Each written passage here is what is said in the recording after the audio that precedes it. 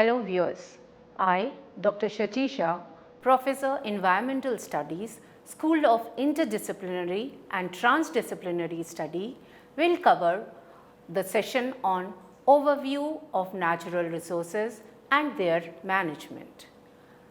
In this session, I will give an overview of natural resources, their importance and various approaches to natural resource management. To start with, natural resources refers to the things that exist freely in nature for human use and don't necessarily need the action of mankind for their generation or production. The key aspect of natural resource is that the survival of human and other life form on earth depends upon them.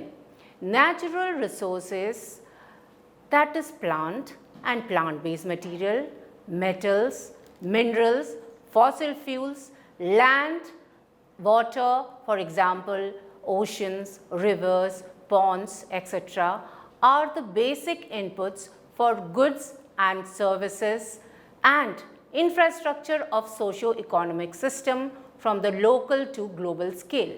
How society uses natural resource today will determine the course of environmental impacts, human well-being and the prosperity of national and global economics. Natural resources and the way in which we manage them hold the key to our future. Let us discuss about the classification of natural resources. Natural resources are classified into many types. They can be classified on the basis of origin, on the basis of renewability, on the basis of stages of development, on the basis of ownership, etc. To start with, on the basis of origin, natural resources could be grouped into biotic resources and abiotic resources. Biotic resources are obtained from the biosphere such as forest, animals, birds, fish and other marine organisms and their product. Minerals such as coal and petroleum are also included in this category because they are formed from decayed organic matter. While both these type of resources are biological in origin, generated through biological processes. Abiotic resources include non-living things. Examples include land, water, air and ores such as gold, iron, copper, silver, magnesium, aluminium, etc. On the basis of renewability, natural resources can be categorized as renewable resources and non-renewable resources. Renewable resources are the ones that can be replenished or reproduced easily. Some of them like sunlight, air, wind, etc. are continuously available and their quantity is not affected by human consumption. Many renewable resources can be depleted by human use but may be replenished, thus maintaining more or less a constant level and flow. Some of these, like agriculture crop, take a short time for renewal, while others, like water, take comparatively longer time. Still others, like forest, lakes, they takes even longer. Non-renewable resources are those natural resources that could not be renewed, that were formed over a very long geological periods. Minerals and fossil fuels are included in this category. Since their rate of formation is extremely slow, they cannot be replenished once they are depleted. Of these, some such as metallic minerals can be reused by recycling them. But some resources such as coal and petroleum cannot be recycled. While differentiating renewable and non-renewable resources, one should always keep in mind that although the former is called renewable natural resources, sometimes the renewability is not guaranteed unless sufficient time is not given and environmental factors are not conducive for their replenishment. In other words, if we exploit them faster than they can renew or regenerate themselves, they deplete or degrade beyond repair. The losses of both renewable and non-renewable resources such as forest cover, biodiversity, agriculture productivity and ecosystem services in the present world are highly interlinked, leading to various repercussions on sustainable livelihood of the present and future generation. The pressure on natural resources is increasing due to a growing population, economy and increasingly unsustainable pattern of production and consumption. On the basis of stage of development, natural resources may be referred to as potential resources and actual resources. Potential resources are those that exist in a region and may be utilized in future. For example, petroleum may exist in many parts of India having sedimentary rock, but until it is actually drilled out and put into use, it remains only a potential resource. Actual resources are those that have been surveyed, their quantity and quality determined and are being utilized in present time. The development of an actual resource such as wood processing depend upon the technology available and the cost involved. The part of the actual resource that can be developed profitably with available technology is called a reserve. On the basis of right of stakeholders, natural resources can be categorized such as state property resources, private property resources, common property resources, non-property or open access resources. In the case of state property, the ownership and control over the use of resources is in hands of the state. Individual or group may be able to make use of the resources, but only upon getting permission from the state. Large-scale mineral deposits from spectral bandwidths for telecommunication, large-scale water bodies such as rivers, protected areas such as national parks are some example of state property. Private property resource include any property owned by an individual or corporate entity. Both the benefits and duties regarding these resources fall to the owner, and without the permission from the private owners, these resources cannot be used by anyone else. Coming to the common property resources, the common property resources are those resources that are private property of a group. The group may vary in size, nature and internal structure and could be an indigenous tribe, a village or any such group. Community forest, rivers and other large bodies, common grazing land, etc. falls under common property. Non-property or open access resource has no definite owner. Each potential user has equal ability to use it accordingly. For example, air has no owner, similarly the groundwater. However, in recent years, as the common property resources are being better defined and to an extent being legally protected, some of the non-property resources are being grouped as common property or even state property. Now, I will discuss the importance of natural resources.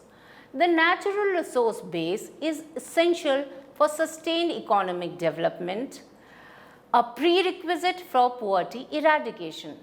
Natural resources are the foundation for wealth generation in many of the poorest countries.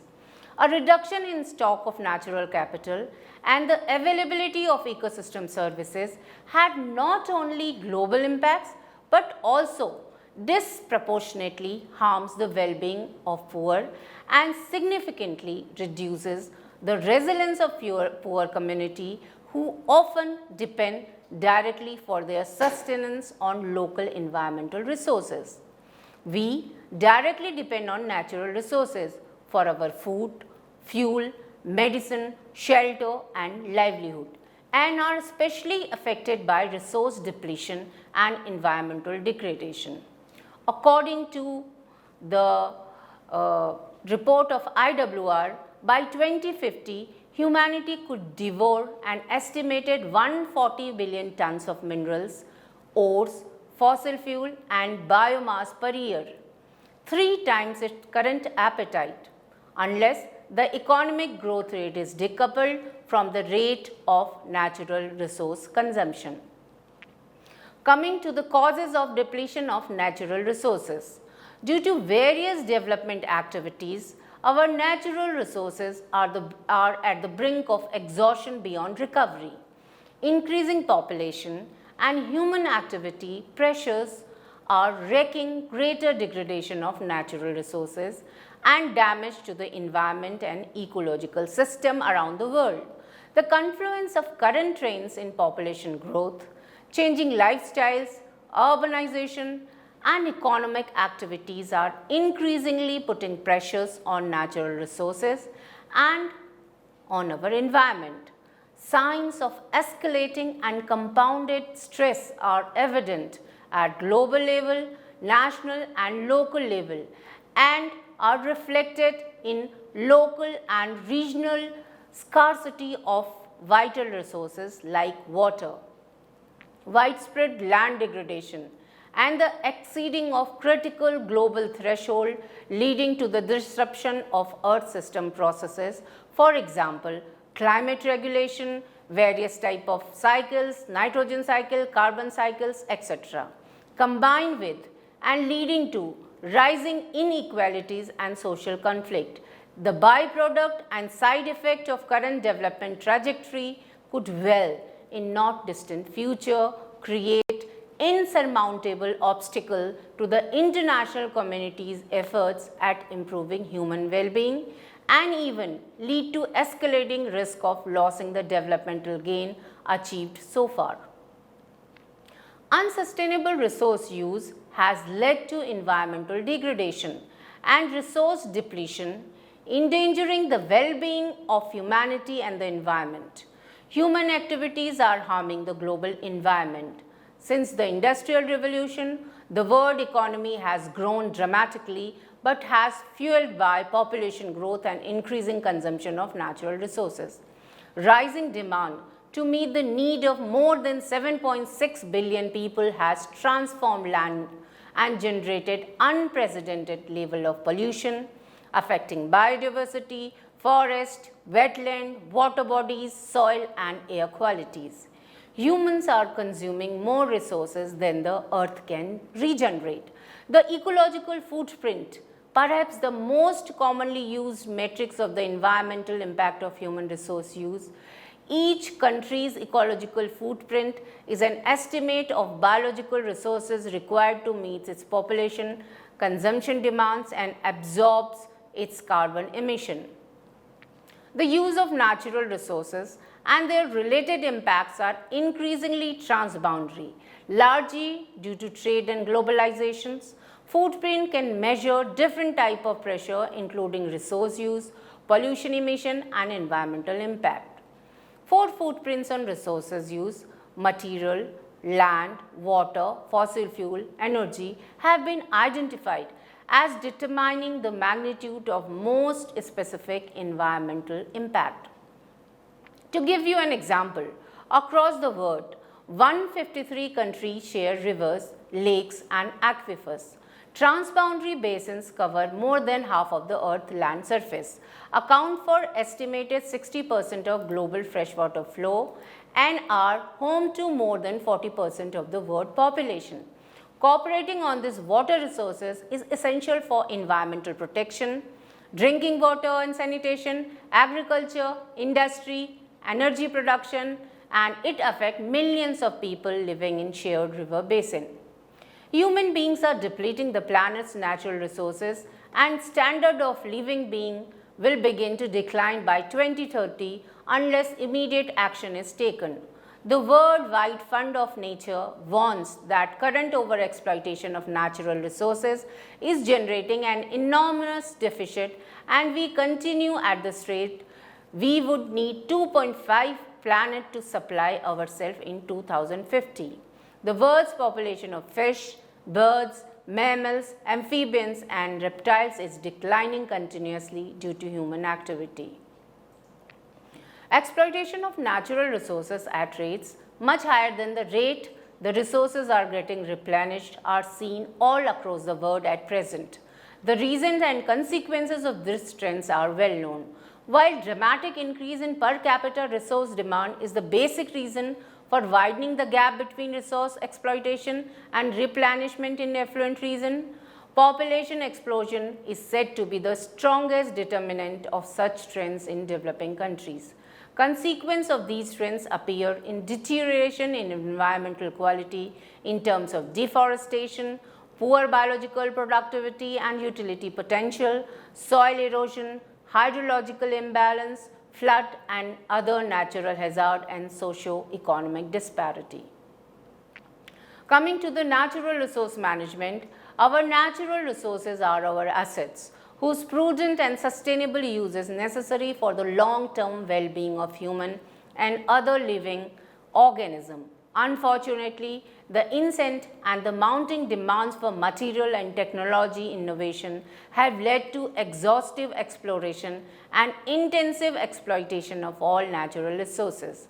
As individuals, we use resources without giving a thought to the conservation or harmful effect of overexploitation of these resources. Other stakeholders like industries are also driven by short-term gains. Governments across the globe have been slow to react to the risk and have learned the hard way that we are dangerously coming to a point where overexploitation and mismanagement of natural resources is heading to global energy crisis, global warming and large-scale environmental degradation. Natural resource management issues are inherently complex as they involve ecological cycles, hydrological cycles, climate, flora, fauna and demography, etc. All these are dynamic and interrelated. A change in one of them may have far-reaching long-term impact which may be even irreversible. In addition to natural system, natural resource management also has to manage various stakeholders' interests, politics, policies, geographical boundaries, economic implication, etc. It is very difficult to satisfy all aspects at the same time and failure to do so will result in conflicts that need special attention and solutions. Government, individual and other stakeholders are now realizing the issues involved and need to act sensibly to maintain a balance between environment and development. No doubt, sustainable management of natural resources at all levels is a difficult task. We have to curtail our material requirement individually and collectively so that the benefits of management and conservation reach the widest cross-section of society and meet the requirement of future generation. The sustainable management of natural resource is the need of the hour. The sustainable use and conservation of natural resource require effective planning, developing a personal attitude against increasing material consumption, appropriate resource assessment and management strategy, encouraging more efficient and reuse of natural resources. Sustainable resource management means both. 1. Ensuring that consumption does not exceed levels of sustainable supply, and 2. Ensuring that the earth system are able to perform their natural function. For example, preventing disruption like in the case of greenhouse gases affecting the ability of the atmosphere to regulate the earth's temperature. It required monitoring and management at various scales. The aim of sustainable resource management is to ensure the long-term material basis of society in a way that neither resource extraction and nor the deposition of waste and emission will surpass the threshold of safe operating space. There are several approaches for natural resource management, for example, integrative approach, adaptive approach, precautionary approach, community-based approach, preventive approach, building resilience, etc.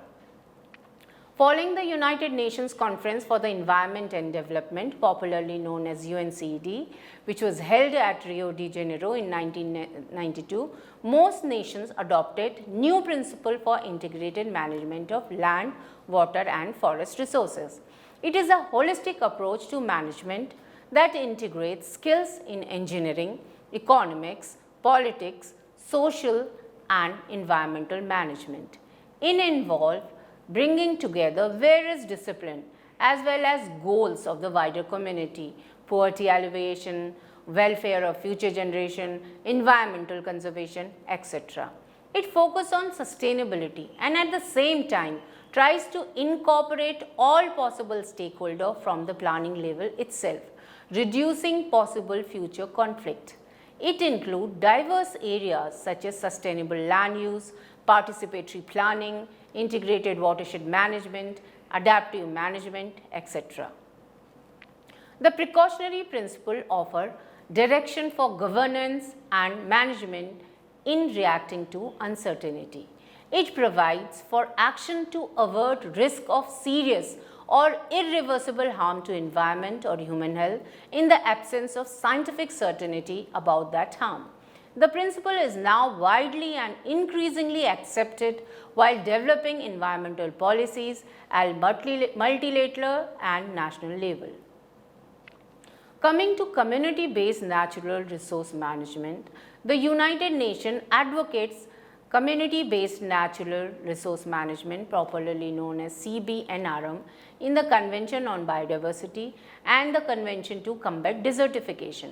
CBNRM consists of a diverse set of approaches intended to integrate environmental conservation and livelihood benefits by empowering local community by developing power and authority from the state to the local level.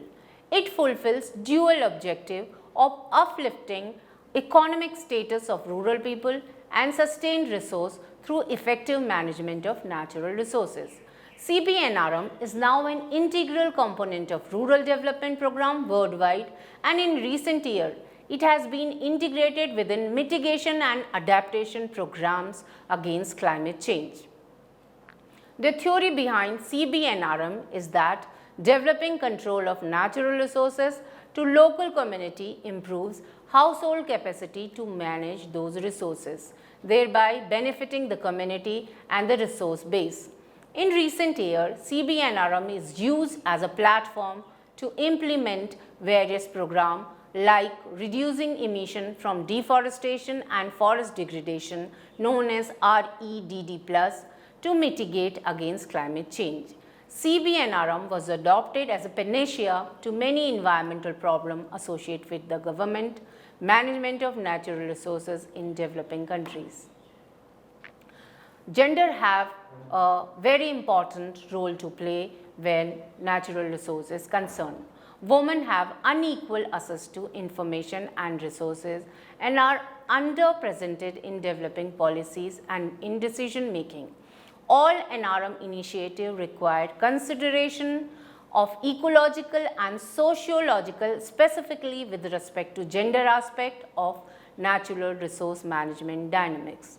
Throughout the developing world, women are significantly involved in the use of natural resource.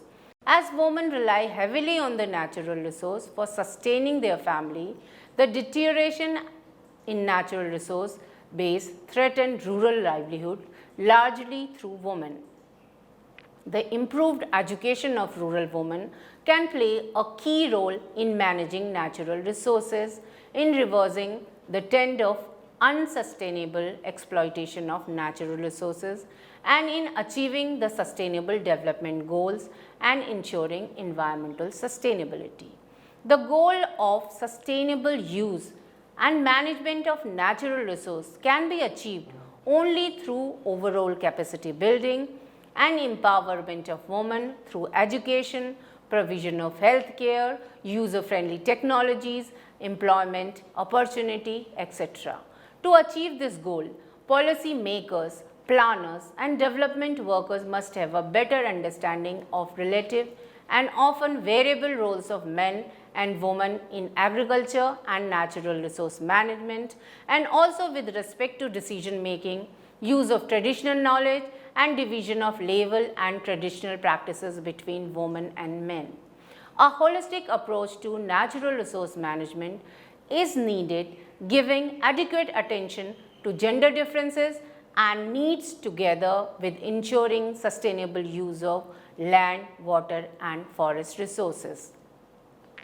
The Natural Resource Governance Framework (NRGF) is an IUCN initiative created for the purpose of providing a robust, inclusive and credible approach to assessing and strengthening natural resource governance at multiple levels and in diverse contexts.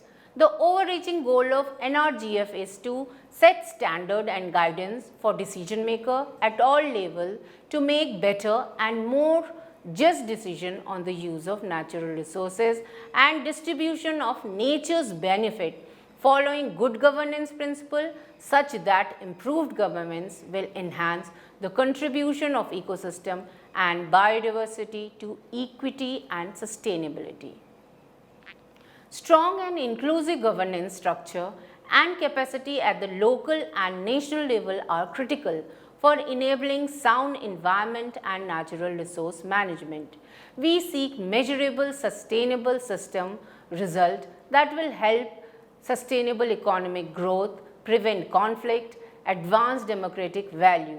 These require inclusive and transparent governance of natural resources along with effective, adaptable and responsive institution and the capability to evaluate the program.